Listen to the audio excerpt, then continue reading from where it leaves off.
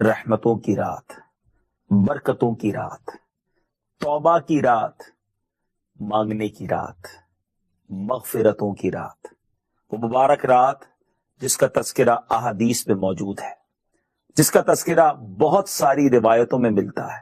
یہ وہ رات ہے جس رات کروڑوں کی بخشش ہو رہی ہے، یقیناً رحمتوں کا نزول ہو رہا ہے، توبہ کے دروازے ویسے بھی کھلے ہوئے ہیں، مگر آج قبولیت کی رات ہے۔ آج خوب توبہ کرنی ہے، آج خوب اپنے رب سے مانگنا ہے، آج اللہ کی بارگاہ میں گر گڑانا ہے۔ آج کا یہ پروگرام، آج کا یہ سلسلہ ہم سب کے لیے بہت کچھ سیکھنے کا باعث بنے گا۔ شعبان کا مہینہ کس قدر پیارا ہے، کس قدر امپورٹنٹ ہے کہ ایک حدیث پاک میں پیش کرنا چاہوں گا۔ عاشقان رسول کے لیے بہت زبردست موٹیویشن ہے اس حدیث پاک میں۔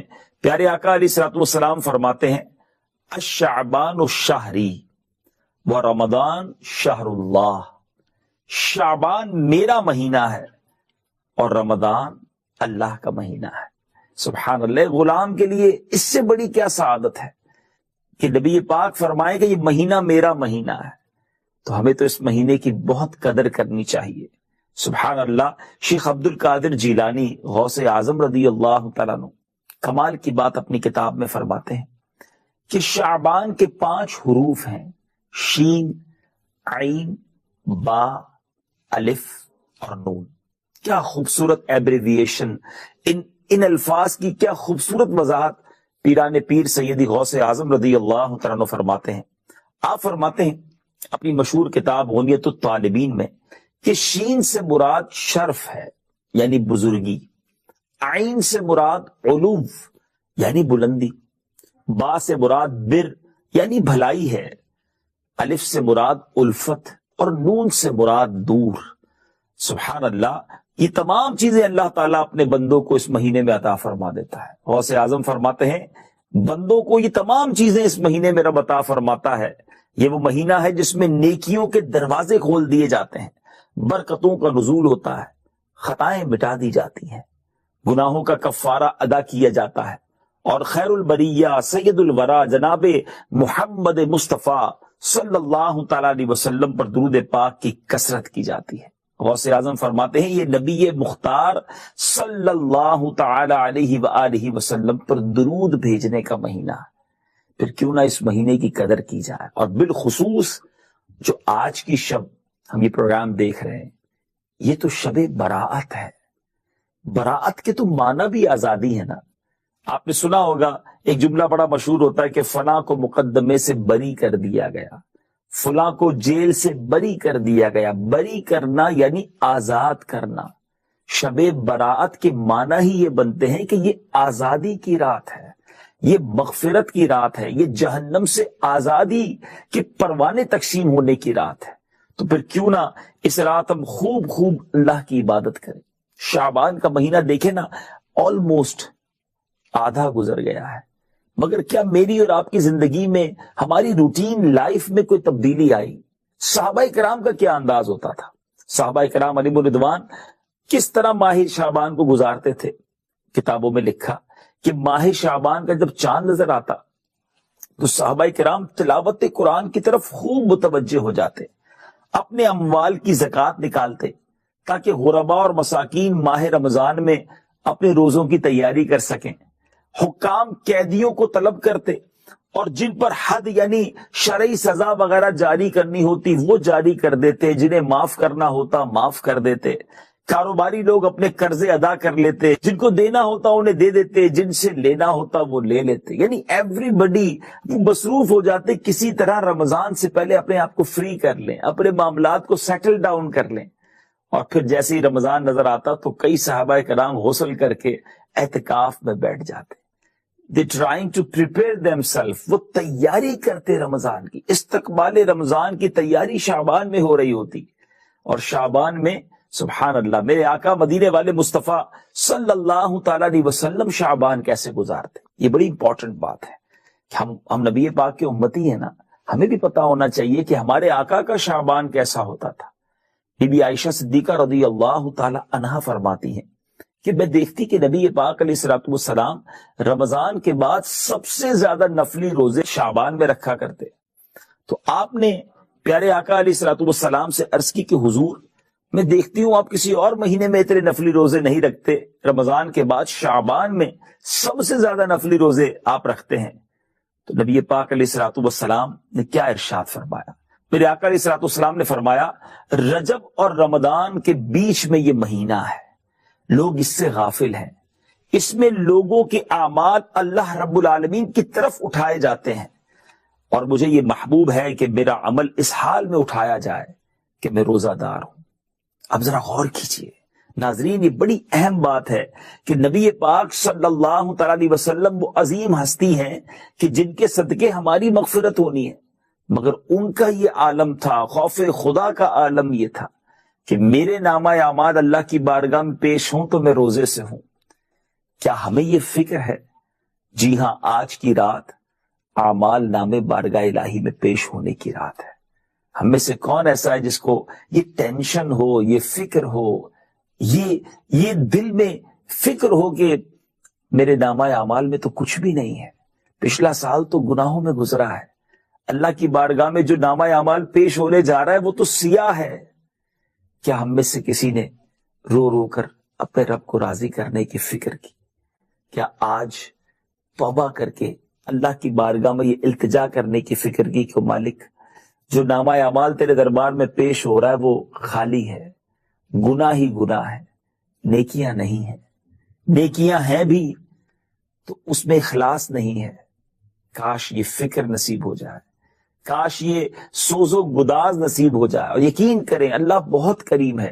دنیا میں اگر کسی کی رپورٹ غلط ہو جائے نا تو وہ ٹھیک نہیں ہو سکتی. ہم دنیا میں بھی تو بہت ساری رپورٹس بناتے ہیں، کوئی سٹاک رپورٹ بناتا ہے، کوئی ٹیکس رپورٹ بناتا ہے، کوئی اپنی پرفارمنس رپورٹ بناتا ہے. اور جب بھی کہیں رپورٹ پیش کرنی ہوتی ہے تو ٹینشن ہوتی ہے کہ رپورٹ اچھی ہونی چاہیے.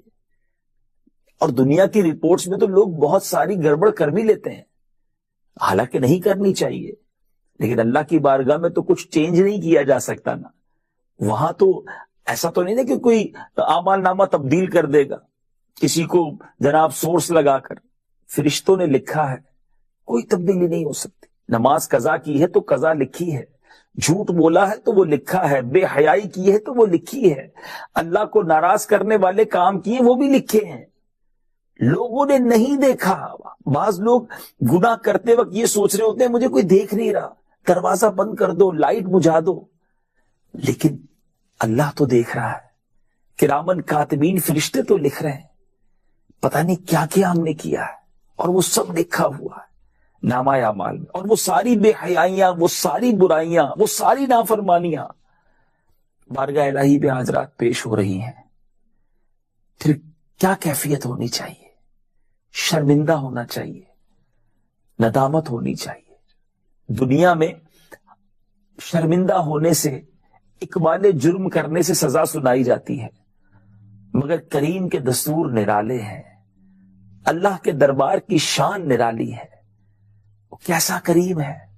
مجرم ایک بار اقبال جرم تو کر لے، ندامت سے کچھ سر تو جھکا لے، سچے دل سے پکارے تو صحیح اسے، وہ توبہ قبول فرماتا ہے، وہ گناہ معاف فرما دیتا ہے.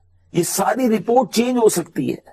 جی ہاں، ہمارے گناہ، ہماری خطائیں، ہماری نافرمانیاں بہت ہیں، مگر ایک سچی توبہ، ایک مقبول توبہ ان تمام چیزوں کو تبدیل کر سکتی ہے. اس کے خزانوں میں کمی نہیں ہوگی.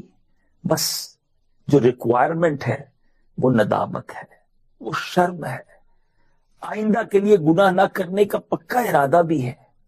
اگر ان تمام چیزوں کو شامل کر کے سچی توبہ کر لی جائے، سچا پکا وعدہ کر لیا جائے کہ یا اللہ اب تیری نافرمانی نہیں کروں گا، اب نماز قضا نہیں کروں گا، اب حرام روزی کے قریب نہیں جاؤں گا. وہ بالخصوص وہ بڑے گناہ جس کا تذکرہ احادیث میں ہے.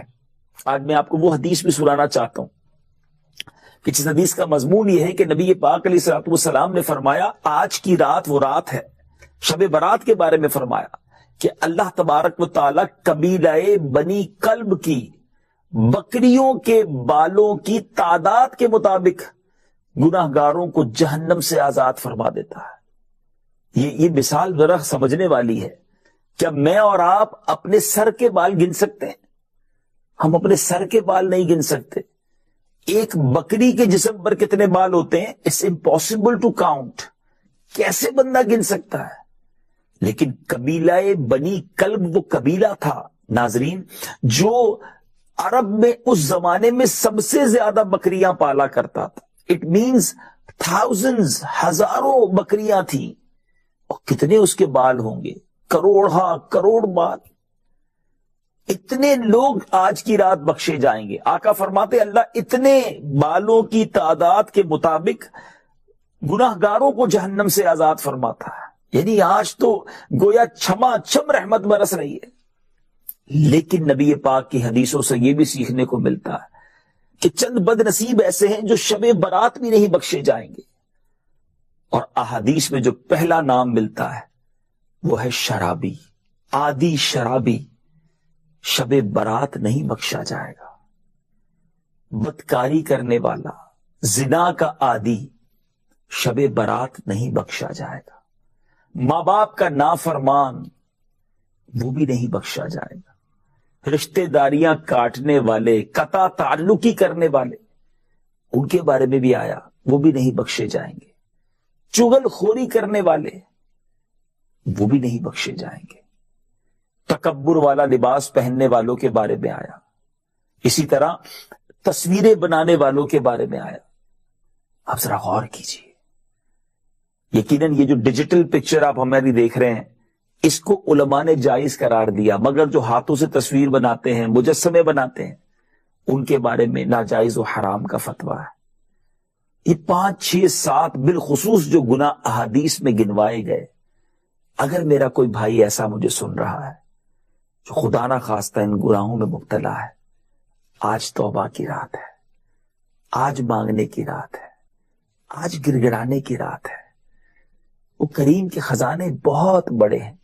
وہ جب چاہے ہمارے عیبوں کو، ہمارے گناہوں کو نیکیوں سے تبدیل کر سکتا ہے، مگر اس کے لیے شرط یہ ہے کہ ہم اس سے دوستی کر لیں، سچی توبہ کر لیں، پکا وعدہ کر لیں. آج ایسا نہ ہو کروڑوں بخشے جائیں اور ان بخشے جانے والوں میں ہم محروم ہو جائیں. شراب کا عادی نہیں بخشا جائے گا، مگر بدقسمتی سے آج مسلمانوں میں بہت کثرت کے ساتھ شراب عام ہوتی جا رہی ہے.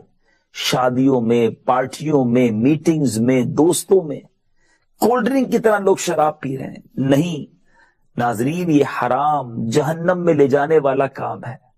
یہ شراب اس قدر سخت ناپسندیدہ عمل ہے کہ جب بھی بڑے کبیرہ گناہوں کا حدیث میں تذکرہ ملتا ہے تو اس میں شرابی کے بارے میں، شراب پینے والوں کے بارے میں سخت لعنت اور ملامت کی جاتی ہے.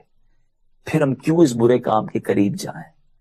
اور شراب، اچھا پھر کچھ لوگ کہتے ہیں ہم پیتے نہیں ہیں، دوست پیتے ہیں، ہم ساتھ بیٹھتے ہیں. یاد رکھیے احادیث میں ایسے دسترخوان پر بیٹھنے والوں کے لیے بھی وعیدیں آئی ہیں. نبی پاک صلی اللہ تعالی علیہ وسلم کا فرمان سنیے. آقا دو جہاں صلی اللہ تعالی علیہ وسلم نے ارشاد فرمایا کہ جو اللہ عز و جل اور قیامت کے دن پر ایمان رکھتا ہے اسے چاہیے کہ اس دسترخوان پر مت بیٹھے جس پر شراب کا دور چلتا ہے. اب شراب کا دور جہاں چلے ہمارا وہاں کیا کام؟ اور یاد رکھیے جو لوگ ایسے دوستوں کے ساتھ بیٹھتے وہی بعد میں شرابی بنتے ہیں، وہی بعد میں ڈرگز یوز کرتے ہیں. وہ کہتے ہیں ہم تو نہیں پیتے، دوست پیتے ہیں. ہم وہاں کیوں بیٹھے جہاں رب کی طرف سے ناراضگی کا اعلان اور لعنت برسنے کا اعلان ہے؟ کیا ایسا ہوتا ہے ناظرین کہ ہمارے برابر میں کسی گھر میں اللہ نہ کرے آگ لگ جائے اور اپنے گھر میں سکون سے بیٹھے کہ میرے برابر میں لگی ہے نا، میرے گھر میں تو نہیں ہے؟ حفاظتی امور کے تحت پوری بلڈنگ خالی کرا لی جاتی ہے. زیادہ بڑی آگ ہو تو پورا محلہ خالی کرا لیا جاتا ہے. اس کی کیا وجہ ہے؟ کہ کہیں وہ آگ دوسرے گھروں تک نہ پہنچ جائے. تو ہم ایسی جگہ بیٹھتے کیوں ہیں جہاں رب کی طرف سے لعنت برس رہی ہو، اس کا غضب ہو؟ تو ہم کہتے ہیں دوست جوا کھیلتے ہیں، میں تو نہیں کھیلتا، میں تو صرف ان کو کمپنی دیتا ہوں. نہیں ناظرین، یاد رکھیے ہمیں ایسے لوگوں کے ساتھ بیٹھنا ہے جن پر رحمتیں برس رہی ہیں. پنجابی شاعر نے بڑی پیاری بات کہی ہے. وہ کہتے ہیں بھلے بدے دی صحبت یاروں، जिवें दुकान अत्तारा, अच्छे बंदे की, नेक लोगों की सोहबत ऐसी है जैसे परफ्यूम की शॉप, इत्र की दुकान। वो कहते पैसे खर्च करो ना करो, सौदा लो ना लो, खुशबू फिर भी आ जाती है।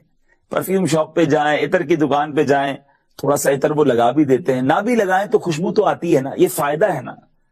और वो लिखते हैं, बुरे बंदे दी सोहबत यारों, जिवें दुकान लोहारा। जो बुरे लोग होते हैं, अल्लाह के नाफरमान होते हैं, उनकी जो सोहबत है, उनकी कंपनी जो है, वो जैसे लोहार की दुकान है।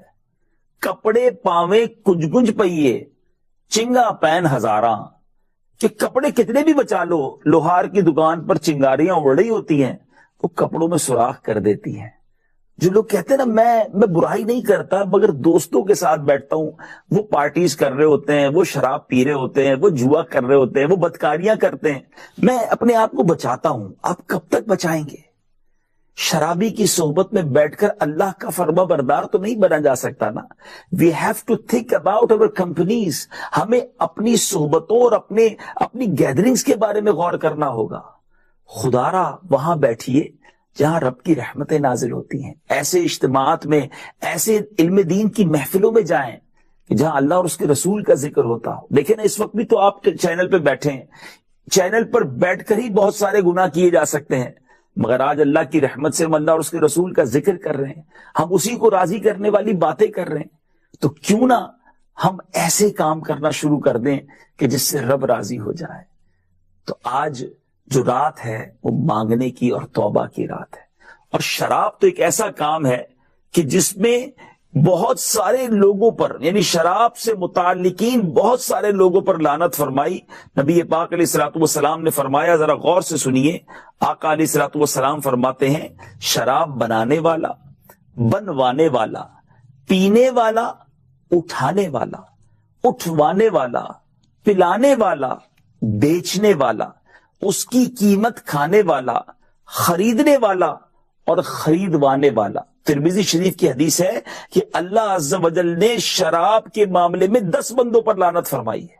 अल्लाह के हबीब अलैहिस्सलातु वस्सलाम ने शराब के मामले में 10 बंदों पर लानत फरमाई। और ये 10 किस्म के लोग वो हैं। लोग कहते हैं हम तो सिर्फ सर्व करते हैं, हम तो सेल करते हैं, गैर मुस्लिम को भी शराब नहीं बेची जा सकती। काश के दिल में उतर जाए मेरी बात।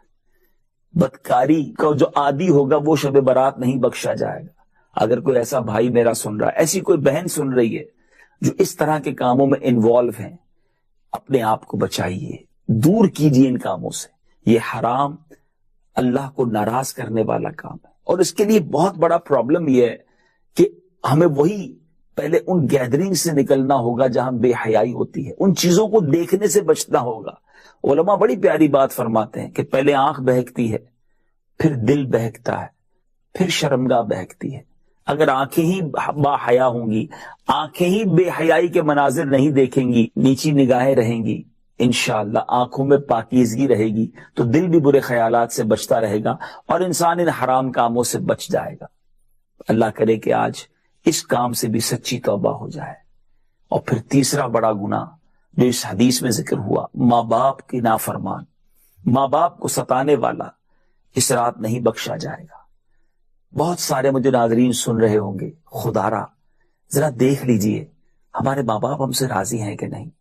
ये अल्लाह की वो नेमत है, जिनके पास है उसकी कदर कीजिए। खुदा की कसम, जिनकी माँ चली गई, जिनके वालिद साहब चले गए, बड़ा याद आते हैं। इनका कोई नेमल बदल नहीं है।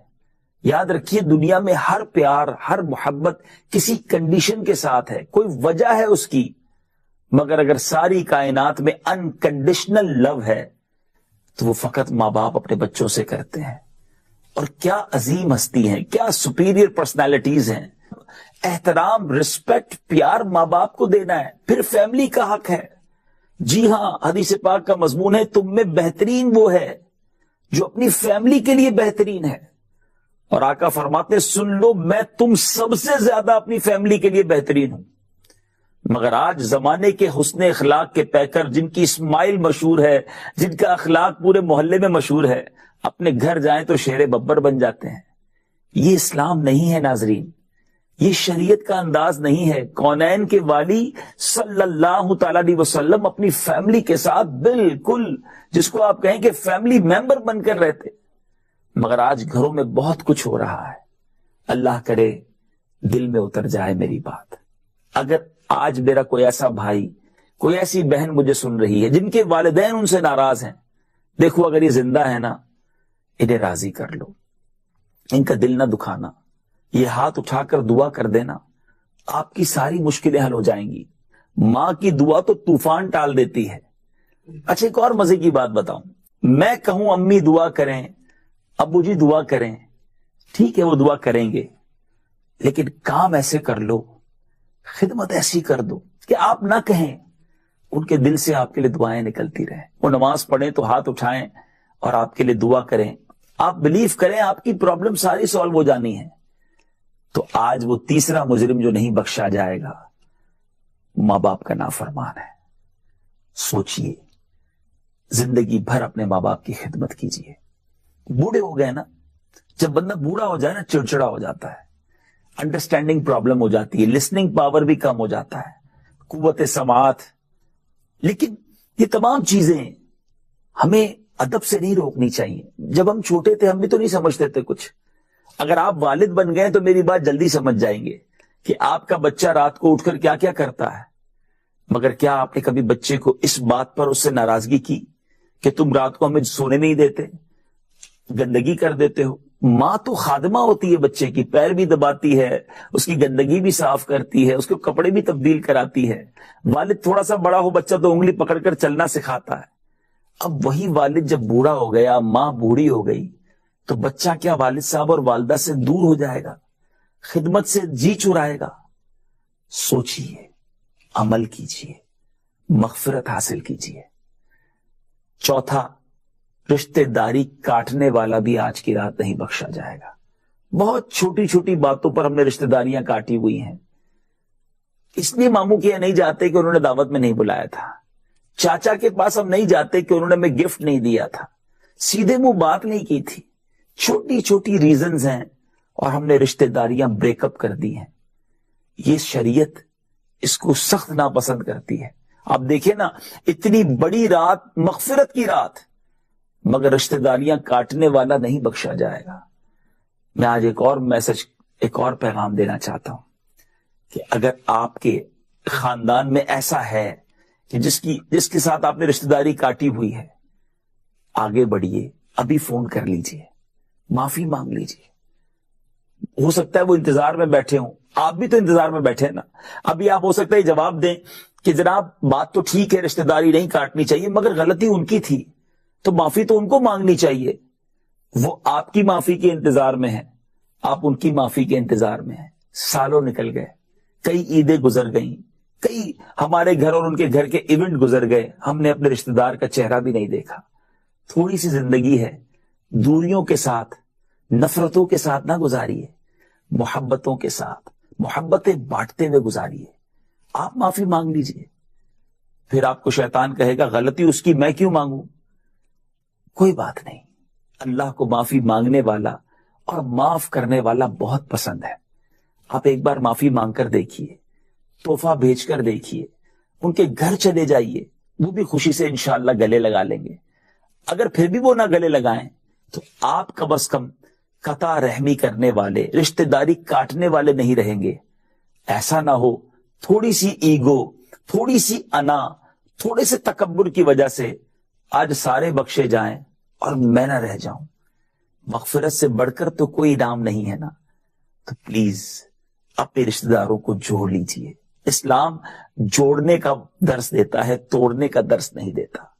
تو بہرحال ہمارے اس پروگرام کا وقت اب اختتام کے قریب ہے. میں آخر میں یہی عرض کروں گا، بہت خوبصورت، بہت فلیکسیبل ریلیجن ہے اسلام. بعض لوگ کہتے ہیں اسلام بڑا مشکل ہے. مشکل انہیں لگتا ہے جو دور سے دیکھتے ہیں.